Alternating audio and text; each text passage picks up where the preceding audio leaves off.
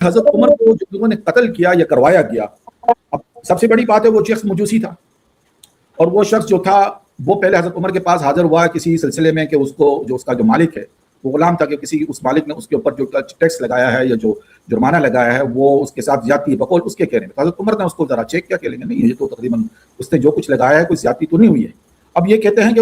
اسی وجہ سے اس کے دل میں ایک نفرت سی بیٹھ گئی، ایک بغض سے بیٹھ گیا، اور اس نے جو ہے حضرت عمر کو بھی شہید کیا، اور اس کے حوالے ساتھ اور صحابہ اس دوران جو ہے شہید ہوئے ہیں اس میں، اور آخر میں اس نے اپنی خنجر سے خود کو خودکشی کر کے جہنم حاصل ہو گیا.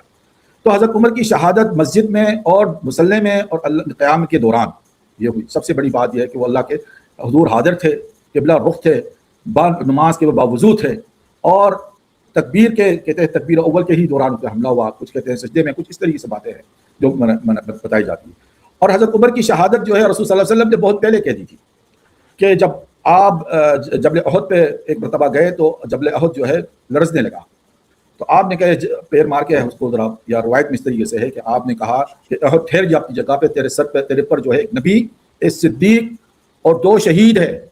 کہا شہید کو، کہا کہ حضرت عمر اور حضرت عثمان غنی رضی اللہ عنہ تھے. علاوہ اس کے ہمیں ایک روایت ملتی ہے حضرت علی کی جو مناقبت عمر میں ہے کہ جب آپ کی شہادت ہوگی تو آپ کا لاشا لایا گیا. حضرت عباس فرماتے ہیں کہ میں بیٹھا ہوا تھا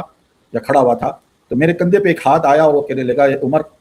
کہ تم نے اپنے اگلوں کے لیے، یعنی جو بعد میں آنے والوں کے لیے، کوئی ایسا عمل نہیں چھوڑا کہ جس سے یہ کر کے بیان کیا جائے کہ یہ عمر سے بڑھ کر بات ہو.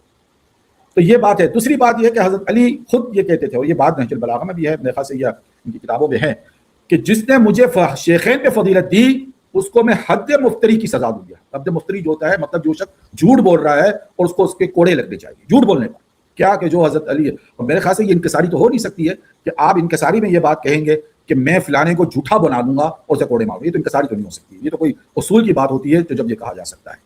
تو یہ باتیں تمام دلائل اس بات کی ہے کہ حضرت عمر کا جو دور تھا، اور سب سے بڑی بات ہے شہادت جسے کہتے ہیں نا واقعاتی ہوتی ہے، یعنی جو واقعہ شہادت ہے وہ یہ کہ ہم دیکھتے ہیں کہ حضرت عمر کے دور میں لاکھوں میل مربع زمین اسلام کے ہاتھوں میں آ گئی، اسلام پھیلا، اسلام بڑا. اور حدیث شریف میں جو خلفاء کہتے ہیں 12 خلفاء کے متعلق ہے کہ لا یزال هذا الاسلام امر، یا امر جگہ پہ امر آئے جب اسلام